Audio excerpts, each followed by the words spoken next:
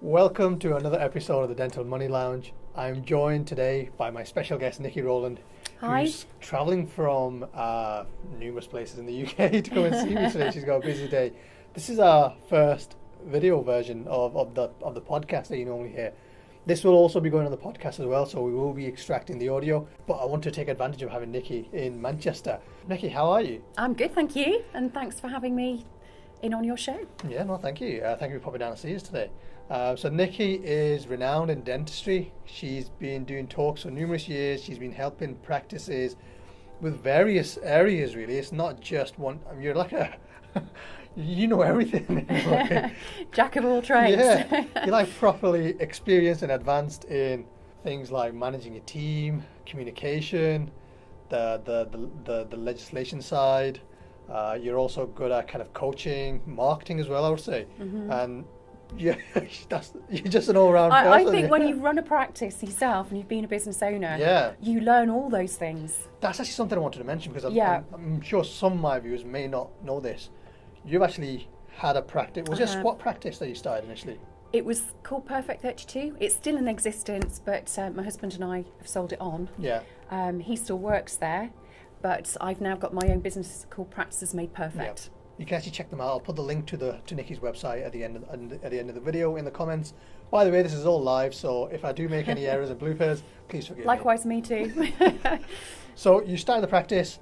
You pretty much went through the whole experience of growing, managing the teams, and then successfully exiting.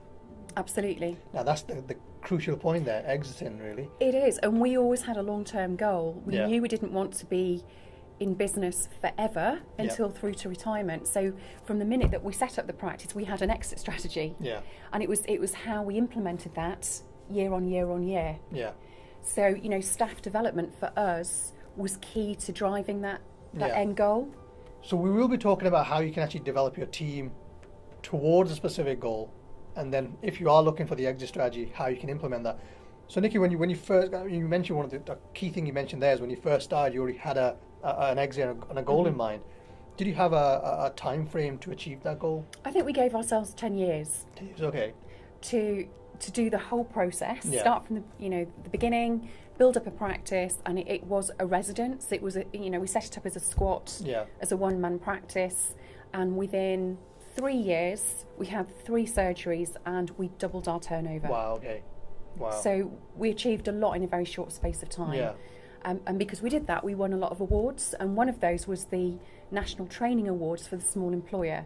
We won the regional award for Yorkshire and Humber, and we were runners-up nationally. Wow. Okay. Just in and around the strategy that we put into place to train our team to drive business development.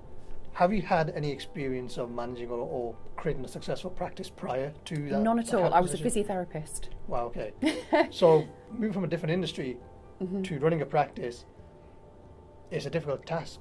I have seen dentists having sleepless nights and even managers having sleepless nights just with the amount of stress you can have with especially team and people, because people are not analytical or logical. Absolutely, they're not logical, and they're the most difficult bit of managing any practice. It's the staff.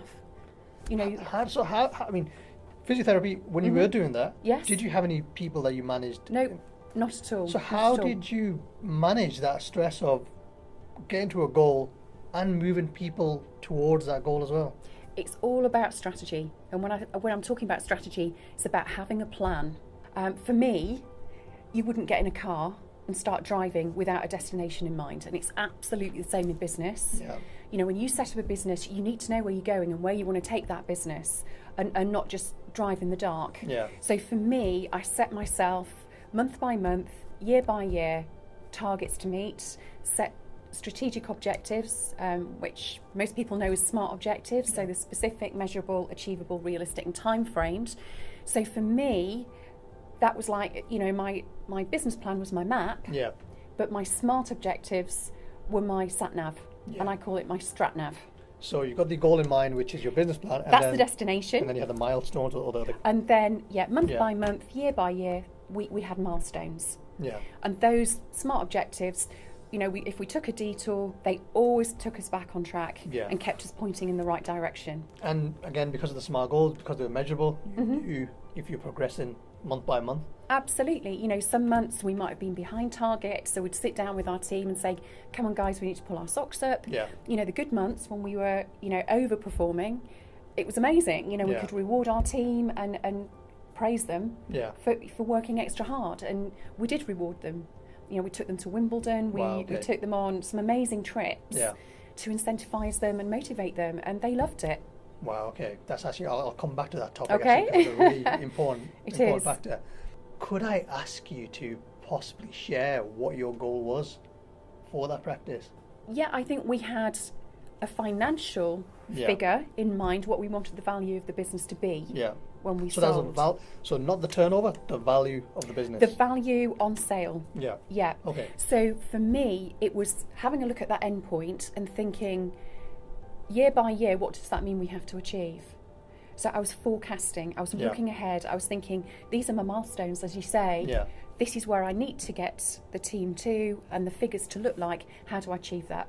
And the only way is to take baby steps, break it all down, Yeah. and that's where it comes back to your SMART objectives, Yeah. your strat nav. So usually businesses that are existing businesses, because they have accounts for the previous years, they can use that data to then project the following Yes. years. From a new practice ownership, how were you calculating the projection? Was it just based on the final goal and then breaking that down over the 10 years? Absolutely that. Year on year on year. Yeah. If we wanted to get to that destination and that figure, how did that break down year by year? Yeah. And literally that's how I forecasted. How did you, or what was the goal or vision that you had for your team that you kind of saw at the end goal? This is how they will, this is the number of people I would have, this is how they behave, or this is the kind of ethos they had. What was that vision like? My vision was to have a team that were like my second family. Wow, okay. And just as I treat my children, Yeah. that's how I treated my staff. So Yeah. I was firm but fair, I was consistent in my leadership style. You know, they weren't my friends as such, Yeah. they were my colleagues. And I shared, and I think if you have that shared goal and you're consistent in your management style, Yeah. you build trust. If your team trusts you, you can have those open and honest conversations. Yeah. They can bring things to the table. They're not frightened to be outspoken. Yeah. There's no fear of conflict, you know, or reprisals. So you then get commitment. You Yeah. gain commitment from your team. You can then hold them accountable if Yeah. things aren't going wrong. And equally, they can hold you to account. Well, okay. Because I was learning on my feet. I Yeah. didn't know everything, and I did make a lot of mistakes. Yeah. And that is one key thing that I can take into other practices, is things that went wrong. Yeah. I can prevent that happening in other practices because I've actually had to go through that Yeah, experience. So, you know, if you can gain the commitments, hold your team accountable, you can get the fine level of detail in your practice, which actually drives business Yeah. development. But what is key to that is making sure that your team have got the right skills, Yeah. the right knowledge base, but more importantly than anything, the right attitude. Yeah. And this Harvard University actually did some research, and they took 100 of the top businesses, Yeah. I think it was in the world, Okay. and they looked at what made them successful. And they broke it down, and I might not be absolutely accurate in my figures here, but I think 15% of success was down to the team's knowledge base, 35% was down to their ability to deliver, but 55% was down to attitude. 55. 55% of the success of those businesses Wow, was okay. down to the attitude Yeah. of the team. So for me, Hi guys, so if you enjoyed the video so far with Nicki Rowland and you're this far into the video, tune into our podcast now where we'll transfer the rest of the interview and you can learn tons more. Nicki gets more into detail about how she has her onboarding new employee process and how that can actually transform the way you hire new people and make sure you hire the right people. So tune into the podcast, the link is just below to listen to the rest of the audio, and I'll see you guys soon. Welcome to the Dental Money Lounge, the place where dentists can tune in to grow their money, wealth, and financial knowledge. Here are your hosts, Hassan Moushaid and Max Bazzucchini.